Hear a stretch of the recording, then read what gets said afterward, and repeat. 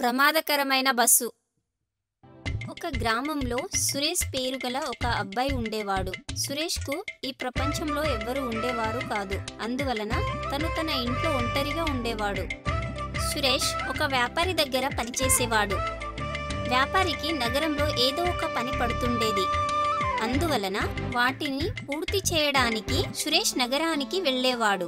గ్రామంలో ఒక మాట వినిపిస్తుండేది. రాత్రి అవ్వగానే గ్రామం యొక్క రహదారి భయంకరంగా ఉంటుందని. ఎందుకంటే రాత్రి వేళలో ప్రమాదకరమైన బస్సు తిరిగేది. ఒకరోజు సురేష్ ఒక యజమాని అతనితో ఇలా అన్నాడు. విను సురేష్, నాకు రేపు ఉదయాన్నే సరుకు కావాలి. ఏంటి, నువ్వు తీసుకొచ్చిస్తావా? నేను తీసుకొస్తాను. కానీ నువ్వు దానికోసం రాత్రి వేళనే బయలుదేరాల్సి వస్తుంది. నేను బయలుదేరుతాను. కానీ నీకు తెలుసు కదా, రాత్రి అవ్వగానే ఆ గ్రామంలో ప్రమాదపు బస్సు తిరుగుతూ ఉంటుంది. ఇలా నీకు అనిపించట్లేదా నువ్వు వెళ్ళకూడదని? అరే, నేను ఇలాంటి మాటలపై నమ్మకం ఉంచను. మీరు ఆందోళన పడకండి, నాకు ఏం జరగదు.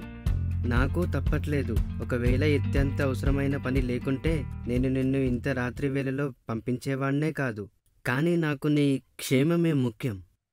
నేను నా జాగ్రత్తలో ఉంటాను. కానీ నాకు ఒక మాట చెప్పండి. ఏంటి, ఆ ప్రమాదపు బస్ గురించి ఎవరికైనా తెలుసా? ఇదే. ఒకవేళ ఆ ప్రమాదపు బస్సు ఎవరైనా వెళ్తున్నప్పుడు చూస్తే వాళ్ళను వెంటాడడం మొదలు పెడుతుంది. మరియు ఆ మనిషి ఎప్పటికీ దొరకడు. ఏంటి, ఎవరు కూడా దీని గురించి తెలుసుకోలేదా? ఎప్పుడూ ఎవరు సాహసం కూడా చేయలేదు. అందరికీ వాళ్ళ జీవితంపై ప్రేమ ఉంది. కానీ నువ్వు ఒక మాటను గుర్తుంచుకో. ఒకవేళ నువ్వు ఆ ప్రమాదపు బస్సు చూసినప్పుడు ఎక్కడైనా దాక్కో. సరే, నా జాగ్రత్తలో ఉంటాను. నగరానికి వెళ్ళడానికి సురేష్ సిద్ధమవుతున్నాడు. అప్పుడు తను ఇలా ఆలోచించాడు. మామూలుగా అయితే ఇలాంటి మాటలు నమ్మను. కానీ ఒకవేళ ఇలా జరిగితే నేను నా ప్రాణాలను కాపాడుకోవడానికి నేను ఏదో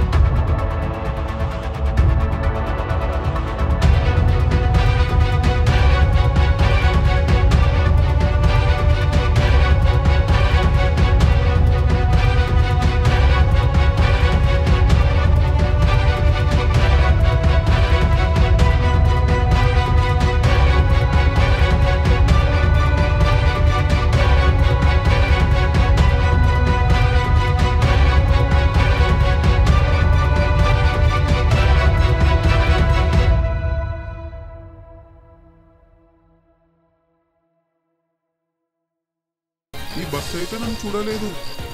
ఒకవేళ దీంతో ఏదైనా ప్రేతాత్మ లాంటిది ఉంటే ఖచ్చితంగా నన్ను చూసి బస్ ఆపి ఉండేది. కానీ ఈ బస్ ఆగను కూడా ఆగలేదు. అనిపిస్తుంది ఇందులో ఏదో రహస్యం ఉందని. నేను దాన్ని కనిపెట్టి తీరాలి. ఇలా ఆలోచించి సురేష్ ఆ బస్లో వెళ్ళడానికి ఆలోచిస్తాడు. అప్పుడు తను చెట్టు నుండి బయటకు వచ్చి బస్ వెనకాల పరిగెత్తసాగాడు మరియు అరవడం మొదలుపెట్టాడు. అరే బస్ ఆపండి అన్నా, నేను నగరానికి వెళ్ళాలి. చాలా కష్టంగా ఏదో ఒకటి దొరికింది. ఆపండి, వెంటనే బస్ ఆపండి. శబ్దం విని ప్రమాదకరమైన బస్ అక్కడే ఆగిపోయింది మరియు సురేష్ పరిగెత్తుతూ దానిలో ఎక్కేశాడు. బస్లో చాలా చీకటిగా ఉంది. దానివల్ల తనకేమీ కనిపించట్లేదు. దాని తర్వాత సురేష్ ఇలా అన్నాడు, అరే అన్నా, బస్సులో లైట్ అయితే వెయ్యండి, నాకేమీ కనిపించట్లేదు. సురేష్ ఇలా అనగానే బస్లో లైట్లు వెలిగాయి. దాంతోపాటు బస్ వేగం కూడా పెరిగింది. లైట్లు వెలగ్గానే సురేష్ బస్ 4 వైపులా చూశాడు. అప్పుడు తన గుండె ఆగినట్టయింది. తను చూశాడు, బస్లో డ్రైవర్తో కలిపి మొత్తం 3 ఉన్నారు. వాళ్ళ రూపం చాలా భయంకరంగా ఉంది మరియు శరీరంపై రక్తపు మరకలు ఉన్నాయి. దీని తర్వాత సురేష్ తనలో తాను ఇలా అనుకున్నాడు, చాలా ఇష్టంగా ఉండేది కదా సురేష్ ఈ బస్ గురించి తెలుసుకోవడానికి. ఇప్పుడైతే నాకు అర్థమైంది, ఈ రోజే నా జీవితానికి చివరి రోజని. సురేష్ ఇలా ఆలోచించసాగాడు. అప్పుడు తన ముందు నిల్చున్న ఒక రక్తంతో ఉన్న భూతం ఇలా అంటుంది,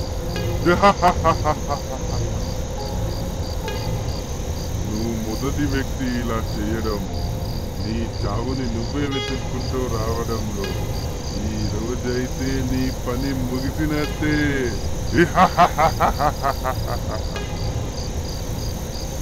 ఇది చూసిన సురేష్ పరిస్థితి చాలా దారుణంగా మారింది మరియు తనను వదిలేయమని ప్రాధేయపడసాగాడు. నన్ను నన్ను వదిలేయండి, నేను మీ అందరికీ ఏం చేశాను? ఇది జరగని పని, మేము నిన్ను వదిలిపెట్టాం. ఒకవేళ నీకు నీ ప్రాణాలు కాపాడుకోవాలంటే నీ దగ్గర ఉంచుకున్న డబ్బులు మొత్తం మాకు ఇచ్చేయి. ఇది విని సురేష్కు చాలా అసహ్యంగా అనిపించింది మరియు తను తన మనసులో ఇలా అనుకున్నాడు, ఈ భూతాలకి డబ్బులతో పని ఏంటి? దీంట్లో ఏదో రహస్యం దాగి ఉంది. అప్పుడు సురేష్ చూపు ఆ భూతల చేతులపై పడుతుంది. వాళ్ళ చేతిలోకైతే కొంచెం కూడా రక్తపు మరకలు లేవు. వీళ్ళైతే మనుషుల్లాగే అనిపిస్తున్నారు. అసలు ఏం జరుగుతుంది? వీళ్ళని ఎలా కనిపెట్టాలి? సురేష్కు గుర్తుకొచ్చింది తన బ్యాగ్లో స్పృహ కోల్పోయేలా చేసే స్ప్రే ఉందని. తను ఆలోచించాడు, దానితో తెలిసిపోతుంది వీరు నిజమైన భూతాలా కాదా అని. అప్పుడు తను ఇలా అన్నాడు, నా దగ్గర డబ్బులున్నాయి, ఆగండి, నా బ్యాగ్ల నుండి తీసిస్తాను. సురేష్ వెంటనే డబ్బులు తీసినట్టుగా చేసి స్పృహ కోల్పోయేలా చేసే స్ప్రేను తీశాడు. అప్పుడు ముఖానికి మాస్క్ను కట్టుకొని వాళ్ళ 3పై స్ప్రేని ఉపయోగించాడు. దాని తర్వాత 3 భూతాలు స్పృహ కోల్పోయాయి. డ్రైవర్ కూడా స్పృహ కోల్పోయినందువలన సురేష్ బస్ అదుపు చేసి బస్ను ఆపేశాడు. బస్ ఆపిన తర్వాత తను వెంటనే ఆ 3 దగ్గరకు వెళ్ళి చూసి గమనించాడు. వాళ్ళందరూ భయపెట్టించే ముసుగులు పెట్టుకున్నారని మరియు వీళ్ళు భూతాలు కాదని, మామూలు మనుషులని. దాని తర్వాత సురేష్ ఇలా ఆలోచించాడు, ఇంత పెద్ద మోసం మా గ్రామస్తులకు జరిగిందా? నేనైతే ఈ సత్యాన్ని వాళ్లకు చెప్పి తీరాల్సిందే. స్ప్రే ప్రభావం ఉదయం వరకు ఉంటుంది. అయితే నేను ఒక పని చేస్తాను, నగరానికి వెళ్ళి సరుకులు తెస్తాను. దాని తర్వాత గ్రామానికి వెళ్ళి నిజం చెప్పేస్తాను. సురేష్ మొదట సామాగ్రి తీసుకున్నాడు. దాని తర్వాత సరిగా బస్ని తీసుకుని ఉదయం సూర్యుడు వచ్చే సమయానికి గ్రామానికి చేరుకున్నాడు. గ్రామంలో ప్రమాదకరమైన బస్ని చూసి అందరూ భయపడ్డారు. అప్పుడు సురేష్ దానిలో నుండి దిగడం చూసి అందరూ ఆశ్చర్యపడుతూ బస్ గ్రామంలోకి రావడానికి గల కారణం అడిగారు. దాని తర్వాత సురేష్ అందరికీ నిజమేంటో చెప్పసాగాడు. కొంతసేపు తర్వాత భూతాలుగా ఉన్న ఆ 3 మనుషులకి స్పృహ వచ్చింది. దాని తర్వాత వారు గమనించారు వాళ్లను తాళ్లతో గట్టిగా కట్టేశారని. వాళ్ళు స్పృహలో రాగానే సురేష్ ఇలా అన్నాడు, చెప్పండి, మీరు ఇదంతా ఎందుకు చేస్తున్నారు? మరియు ప్రజల ప్రాణాలు కాపాడుకోవడానికి డబ్బులు ఇచ్చినప్పుడు తీసుకుంటారు, కానీ వాళ్ళు ఎక్కడికి వెళ్ళేవారు? వాళ్ళని మీరు ఎందుకు వదిలిపెట్టేవారు కాదు?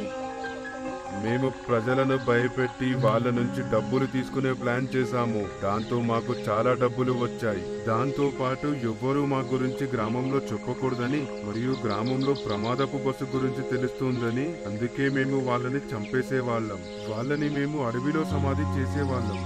ఇదంతా విని గ్రామస్తులందరూ చాలా ఆశ్చర్యానికి గురయ్యారు. దాని తర్వాత సురేష్ పోలీసులకు ఫోన్ చేసి ఆ ముగ్గురు మోసగాళ్ళైన దొంగలని పోలీసులకు అప్పగించారు. దాంతోపాటు సురేష్ చేసిన పనికి అందరూ చాలా అభినందించారు మరియు అందరూ కృతజ్ఞతలు తెలిపారు. దాని తర్వాత ఆ రోజు నుండి పగలైనా రాత్రైనా గ్రామస్తులు భయం లేకుండా ఎక్కడికైనా వెళ్తూ వస్తుండేవారు మరియు సంతోషంగా ఉండేవారు. మీకు గనుక మా వీడియోస్ నచ్చినట్లయితే లైక్ చేయండి, ఛానల్ని సబ్స్క్రైబ్ చేయండి. అలాగే అందరికన్నా ముందుగా మా కార్టూన్ షోస్ని చూడాలనుకుంటే బెల్ ఐకాన్ని నొక్కడం మర్చిపోకండి.